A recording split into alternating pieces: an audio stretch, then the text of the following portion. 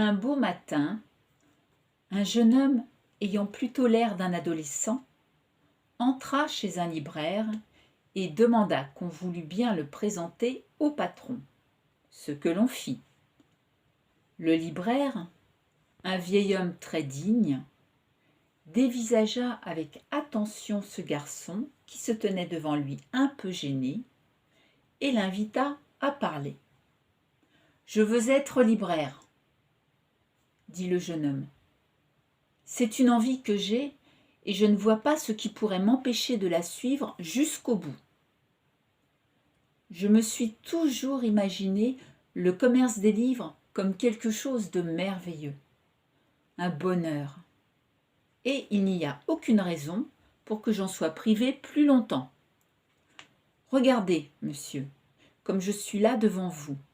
Je me sens une extraordinaire aptitude à vendre des livres dans votre magasin, en vendre autant que vous pourriez souhaiter. Je suis un vendeur né, affable, vif, poli, rapide, parlant peu, décidant vite, comptant bien, attentif, honnête, mais pas non plus aussi bêtement honnête que j'en ai peut-être l'air. Je sais baisser un prix quand j'ai affaire à un pauvre diable d'étudiant, et je sais aussi le faire monter s'il ne s'agit que de rendre service aux riches, dont je vois bien que parfois ils ne savent que faire de leur argent. Je crois, malgré mon jeune âge, posséder une certaine connaissance des hommes. D'autre part, j'aime les hommes, si différents soient-ils. Je ne me servirai donc jamais de ma connaissance des hommes pour avantager l'un plutôt que l'autre, pas plus que mes concessions au pauvre diable n'iraient jusqu'à nuire à l'intérêt de vos affaires, monsieur. En un mot, sur ma balance de vendeur, l'amour des hommes sera en parfait équilibre avec la raison commerciale, laquelle me paraît tout aussi importante et nécessaire à la vie qu'une âme aimante et généreuse. Je saurai trouver le juste milieu, soyez-en dès maintenant convaincus. »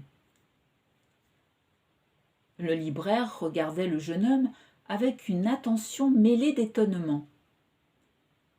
Il semblait ne pas bien savoir si l'impression qu'il retirait de ce garçon qui était là à parler si joliment devant lui était bonne ou non.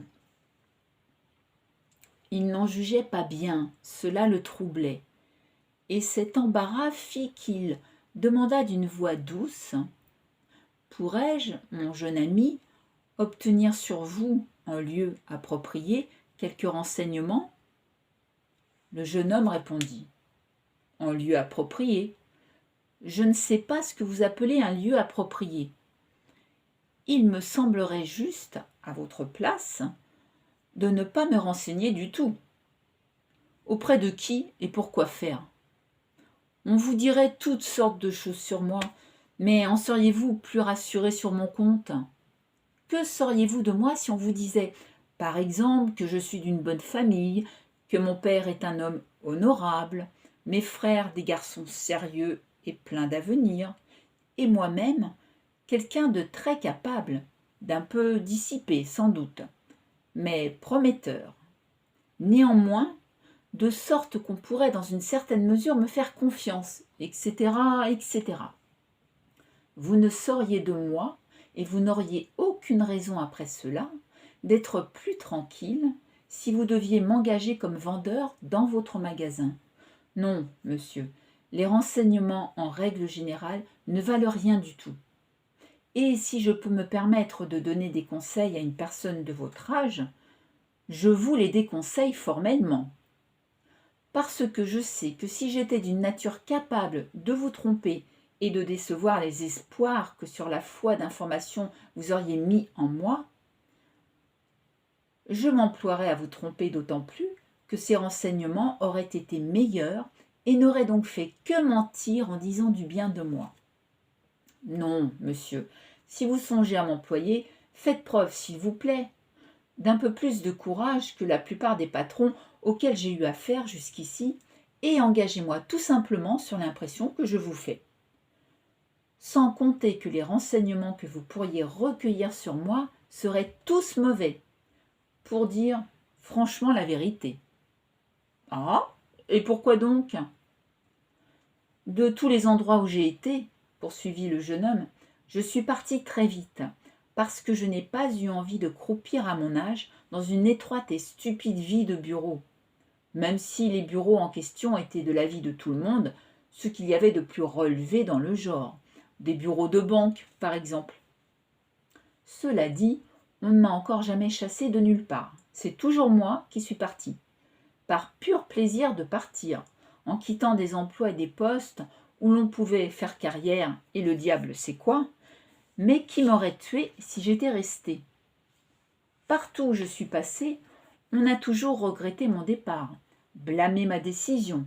On m'a aussi prédit un sombre avenir, mais toujours on a eu le geste de me souhaiter bonne chance pour le reste de ma carrière.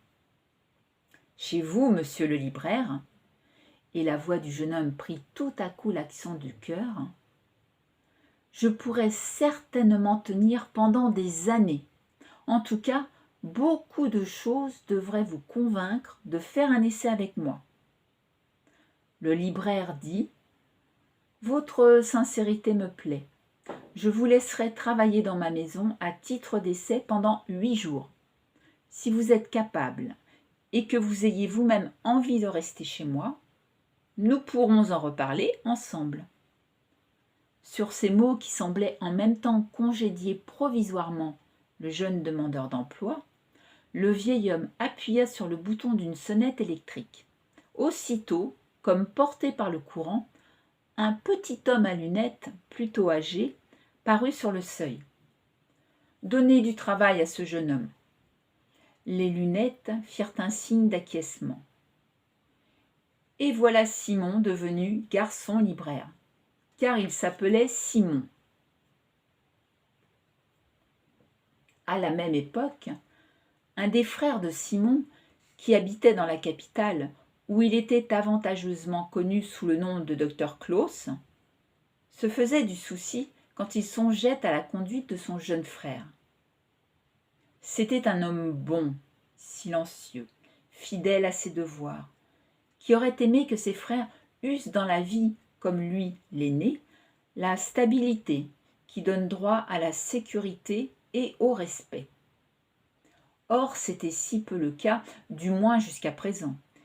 C'était même tellement le contraire que le docteur Claus commençait à se faire des reproches. Il se disait par exemple « Depuis longtemps déjà, j'aurais eu toute raison de remettre ses frères dans le droit chemin. J'ai été négligent jusqu'ici. Comment ai-je bien pu négliger ce devoir-là, etc. » Le docteur Claus connaissait des milliers de petits et grands devoirs. Et quelquefois, on aurait pu croire qu'il en désirait encore davantage.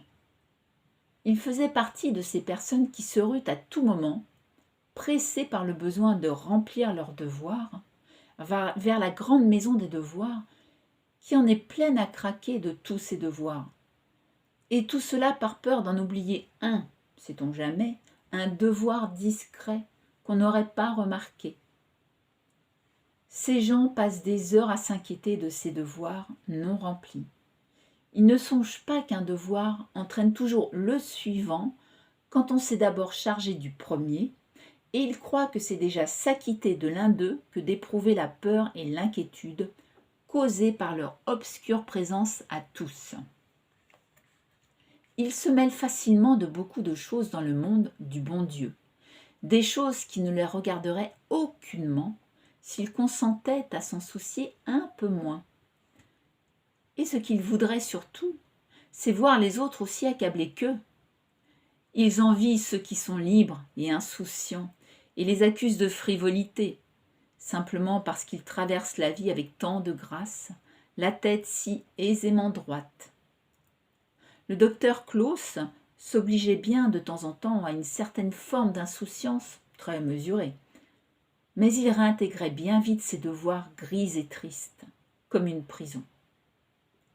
Il avait peut-être eu une fois dans sa vie le désir d'en sortir quand il était encore jeune, mais il n'avait pas eu la force de laisser derrière lui cette chose non réglée qui ressemblait à un devoir pressant, ni de la jeter en chemin avec le sourire qui convient. Jeter? Jamais il n'avait rien jeté. Et s'il avait essayé, ça l'aurait, lui semblait-il, déchiré du haut jusqu'en bas. Il n'aurait cessé de penser avec douleur à ce qu'il avait jeté. Il ne jeta jamais rien, et il perdit sa jeunesse à faire l'étude et l'examen de choses qui ne valaient ni étude, ni examen, ni amour, ni considération. Il avait donc pris de l'âge. Et comme il n'était pas dépourvu, tant s'en fallait, de sensibilité et d'imagination, il se faisait souvent le grave reproche de manquer au devoir d'être un peu heureux de temps en temps. Ce nouveau manquement prouvait de la manière la plus pertinente qu'un homme de devoir ne réussit jamais à remplir tous ses devoirs, et qu'il peut même plus facilement qu'un autre passer à côté de ses devoirs les plus importants et ne s'en rendre compte que bien plus tard, peut-être trop tard.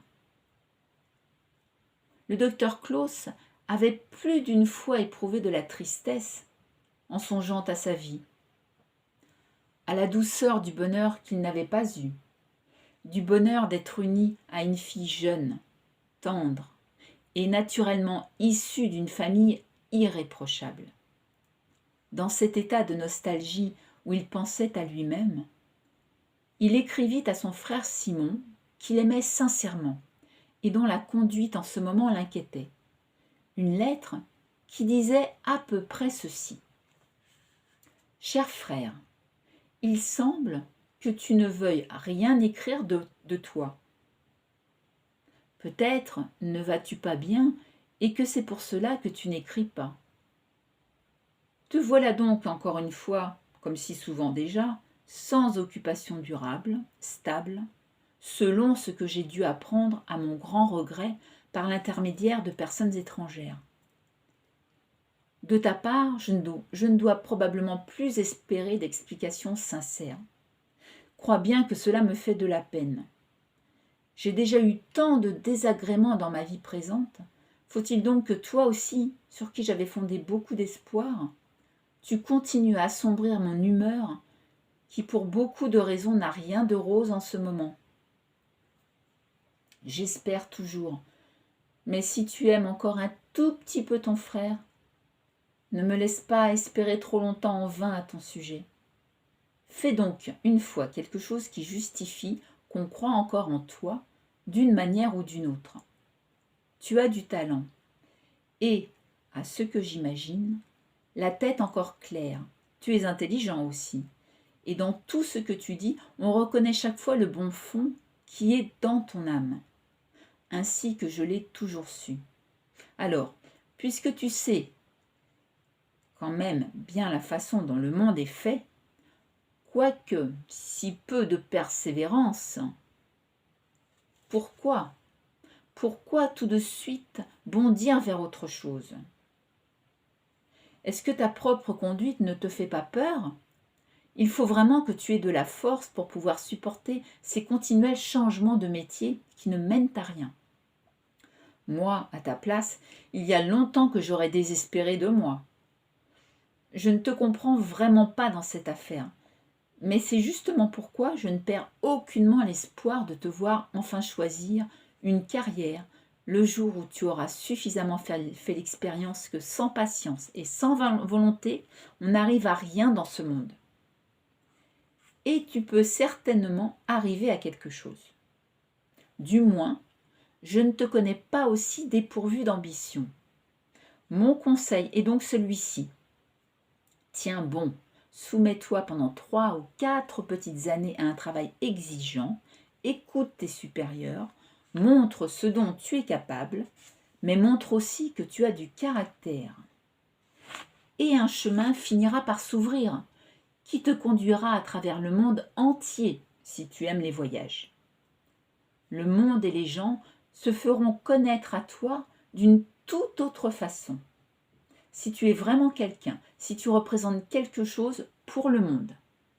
Et ainsi, il me semble que tu pourras trouver beaucoup plus de satisfaction dans la vie que n'en a même le savant qui connaît exactement les fils auxquels sont suspendues toute vie et toute création, mais qui reste prisonnier du monde étroit de son bureau, où il arrive souvent, je t'en parle d'expérience, qu'il ne se sente pas très heureux. Tu as encore le temps et tout ce qu'il faut pour devenir un excellent commerçant. Et tu ne sais pas à quel point un commerçant, justement, a toutes les occasions de faire de sa vie la plus vivante qui soit. Comme tu es à présent, tu ne fais que raser les murs et passer par des trous. Il faut que ça cesse. Peut-être aurais-je dû intervenir plus tôt, beaucoup plus tôt. J'aurais dû t'aider à remonter la pente par des actes plutôt que par de bonnes paroles, mais qui sait, avec la fierté qui te pousse à ne vouloir toujours et partout compter que sur toi, je t'aurais peut-être davantage blessé que véritablement convaincu. Qu'est-ce que tu fais de tes journées en ce moment? Informe-moi un peu. Je mérite peut-être, ne serait-ce qu'à cause du souci que je me fais pour toi, que tu sois un peu plus bavard et communicatif avec moi. Qui suis-je donc alors, si on doit bien se garder de me parler franchement et avec confiance? Suis-je pour toi quelqu'un que tu crains? Qu'est-ce qu'il y a en moi que tu veux éviter? Est-ce le fait que je sois l'aîné et que j'en sache peut-être un peu plus que toi? Eh bien, sache que je serais bien content, moi, d'être jeune encore une fois, manquant de raison et d'expérience. Je ne suis pas aussi content qu'un homme doit l'être, mon cher frère. Je ne suis pas heureux. Peut-être est-il trop tard pour que je sois encore heureux. Je suis à présent dans un âge où l'homme qui n'a pas encore de foyer à lui souffre bien amèrement en songeant à tous ceux qui ont la joie de voir une jeune femme présider à la conduite de leur ménage. C'est une belle chose que d'aimer une jeune fille, mon frère. Et elle m'est refusée. Non, tu n'as vraiment pas besoin de me craindre. C'est moi qui m'adresse de nouveau à toi, qui t'écris et qui espère une réponse amicale et confiante. Tu es peut-être en ce moment plus riche que moi. Tu as plus d'espérance et beaucoup plus de raisons d'en avoir. Tu fais des plans et des projets dont je n'ai pas la moindre idée. C'est que je ne te connais plus tout à fait, et comment serait-ce possible après des années de séparation? Donne-moi l'occasion de te connaître à nouveau, et force-toi à m'écrire. Peut-être finirai-je par voir un jour tous mes frères heureux. Quant à toi, je voudrais au moins te savoir content. Que fait Gaspard? Vous vous écrivez? Où en est-il avec son art? J'aimerais bien avoir aussi de ses nouvelles. Adieu, mon frère. Peut-être aurons-nous bientôt l'occasion de parler une bonne fois ensemble. Ton Klaus. Après que 8 jours eurent passé, Simon attendit le soir pour se présenter dans le bureau de son patron et lui tint le discours suivant. Vous m'avez déçu. Ne faites pas un visage aussi étonné. Je quitte votre magasin aujourd'hui et je vous prie de me payer mon salaire. Laissez-moi parler jusqu'au bout, s'il vous plaît. Je ne sais que trop bien ce que je veux vous dire. Ces 8 jours m'ont fait prendre en horreur tout le commerce des livres. S'il doit consister du matin jusqu'au soir, alors que dehors il y a le plus doux des soleils d'hiver, à rester debout devant un pupitre, à courber l'échine parce que le pupitre est beaucoup trop petit pour ma taille, à écrire comme le ferait le dernier des gratte-papier et à remplir un emploi qui ne convient pas à mon esprit. Je suis capable de bien d'autres tâches, monsieur le libraire, que celles qu'on croit pouvoir ici m'abandonner. Je pensais que je pourrais chez vous vendre des livres, servir des gens cultivés, faire ma petite révérence et dire au revoir aux clients lorsqu'ils s'apprêtent à quitter le magasin. Je pensais également que j'aurais l'occasion de jeter un œil sur le mystérieux fonctionnement du commerce des livres et d'apercevoir quelque chose du visage de ce monde à travers celui de votre magasin.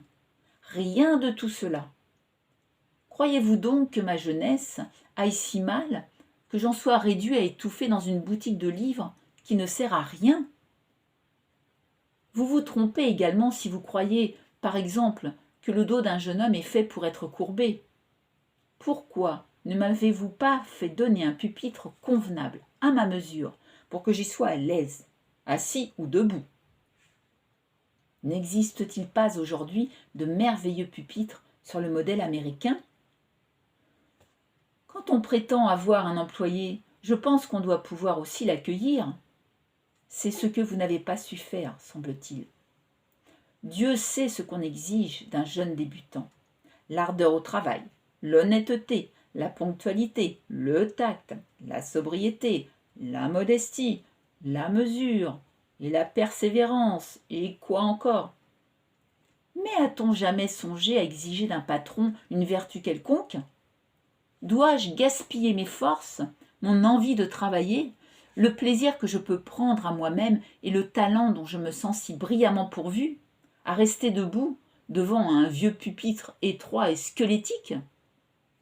Non, je préférerais encore me faire soldat et vendre complètement ma liberté, n'en plus rien posséder du tout.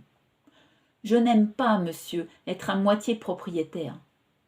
Plutôt faire partie de ceux qui n'ont rien du tout. Là, au moins, mon âme m'appartient encore. Vous vous dites sans doute qu'il n'est pas très convenable de s'emporter en parlant comme je fais, et que ce n'est pas non plus ici l'endroit approprié pour tenir un discours. Très bien, je me tais. Payez-moi ce qui me revient, et vous ne me reverrez plus jamais.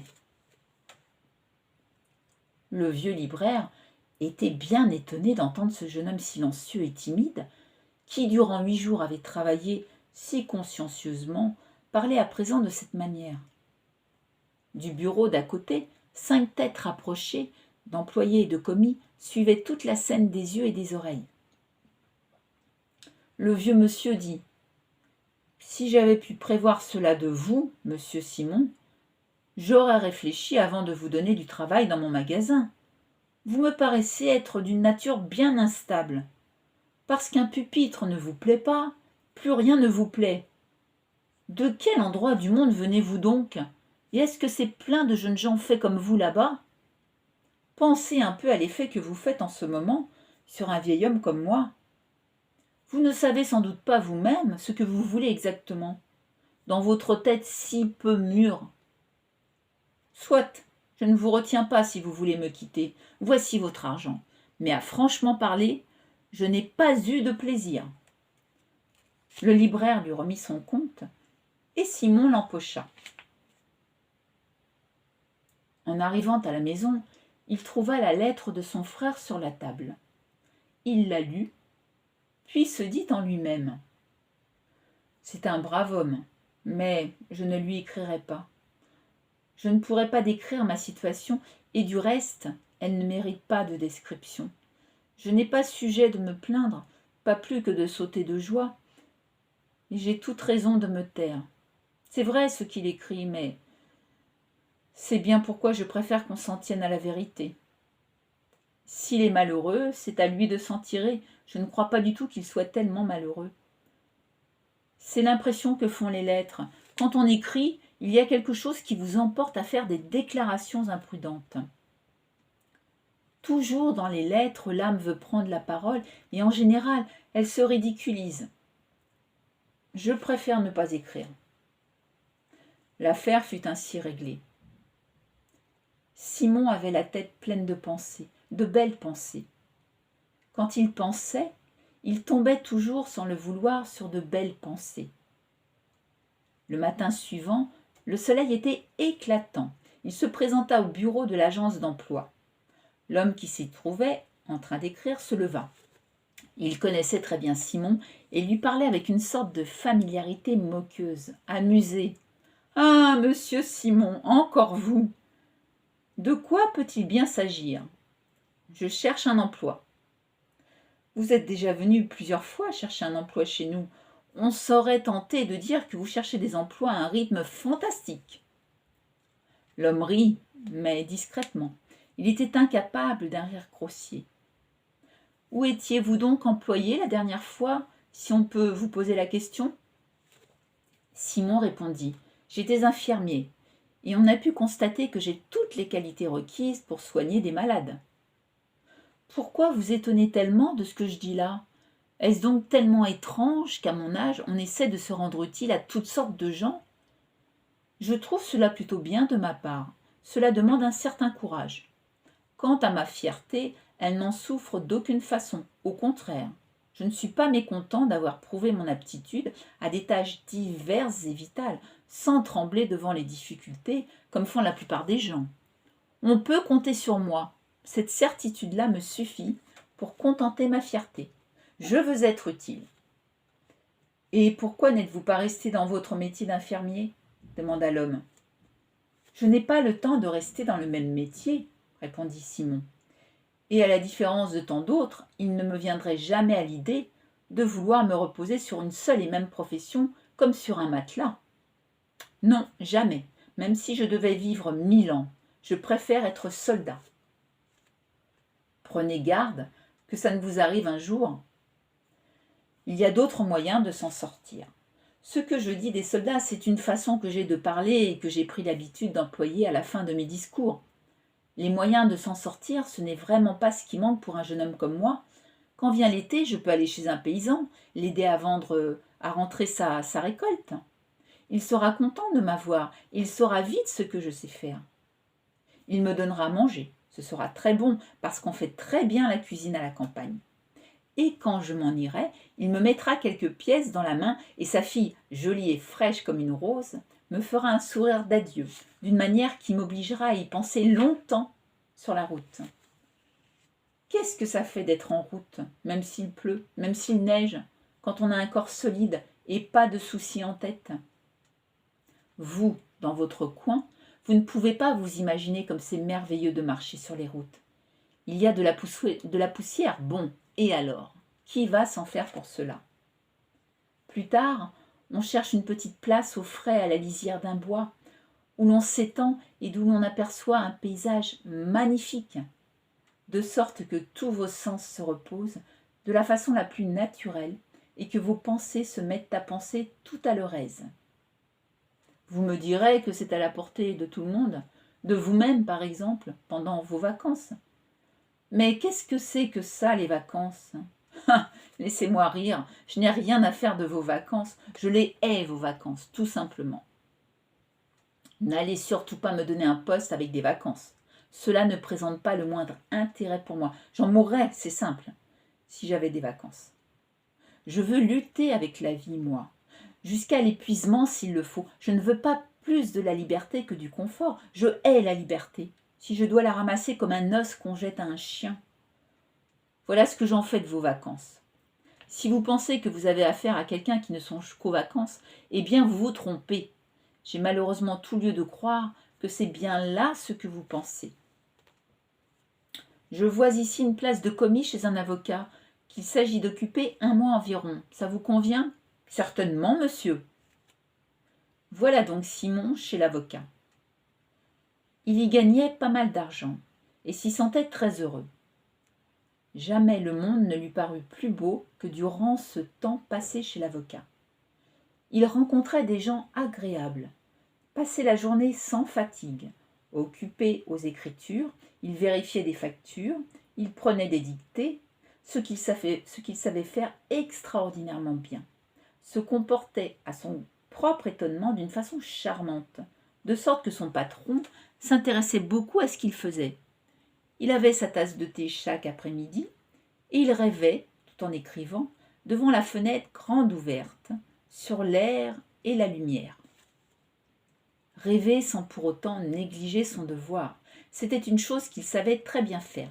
« Je gagne tant d'argent, se disait-il, que j'aurai ce qu'il faut pour une jeune femme. » La lune entrait souvent par la fenêtre pendant qu'il était à son travail et cela le ravissait toujours. À la petite Rosa, qui était son amie, Simon rapportait les choses ainsi. « Mon avocat a un long nez rouge et c'est un tyran, mais je m'entends très bien avec lui. Il a des façons bougonnes et autoritaires, mais j'y vois de l'humour et je m'étonne moi-même de la facilité avec laquelle je me soumets à tous ses ordres. qui sont souvent injustes. J'aime bien quand cela marche un peu à la baguette. Cela me convient. Cela me fait monter à une espèce de hauteur où il fait agréablement chaud et cela excite mon envie de travailler. Il a une belle femme, grande et fine, que j'aimerais peindre si j'étais peintre. Elle a, je voudrais que vous me croyiez, des yeux merveilleusement grands et des bras magnifiques. Elle a souvent affaire chez nous dans le bureau.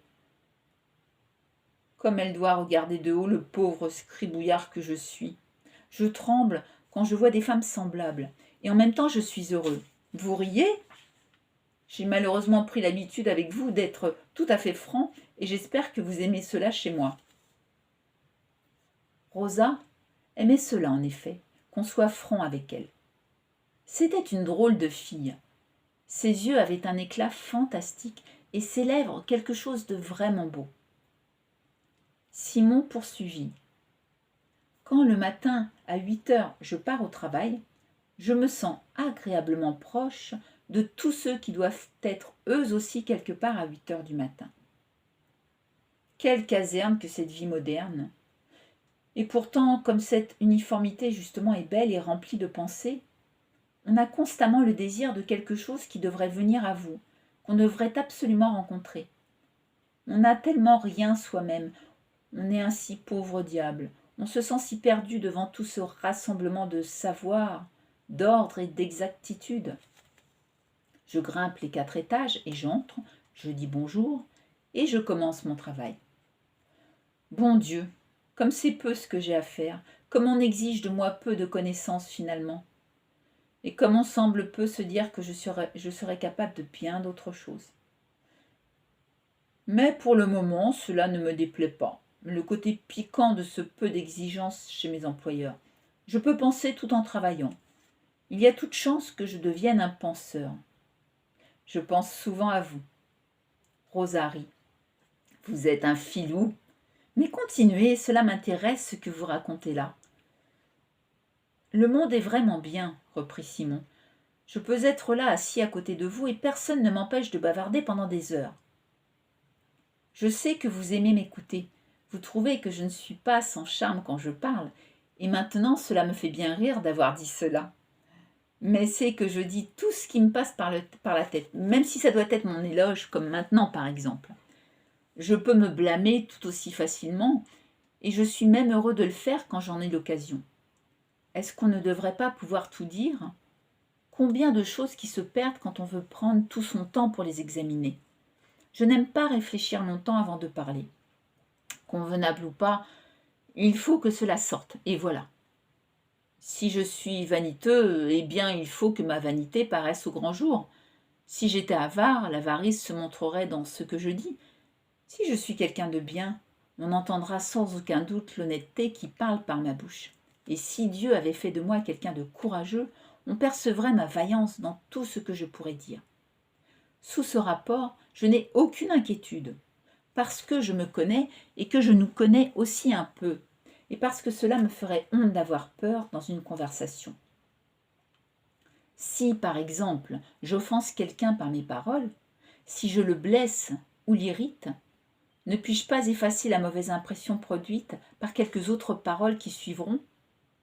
Je ne pense pas à ce que je suis en train de dire que lorsque je vois des plis de contrariété sur le visage de celui qui m'écoute, comme maintenant sur le vôtre, Rosa. Ce n'est pas pour cela. Vous êtes fatigué ? Vous allez rentrer chez vous maintenant, n'est-ce pas, Simon ? C'est vrai qu'à présent, je suis fatiguée. Vous êtes jolie quand vous parlez. Je vous aime beaucoup. Rosa tendit sa petite main à son jeune ami. Celui-ci la baisa, lui dit bonne nuit et s'en alla. Lorsqu'il fut parti, la petite Rosa pleura longtemps en silence. Elle songeait à son amoureux, un jeune homme bouclé, d'allure élégante, dont la bouche avait un dessin très noble, mais qui menait une vie de débauché. Voilà comme on aime ceux qui ne le méritent pas, se disait-elle. Mais est-ce qu'on aime quelqu'un pour rendre justice à son mérite ?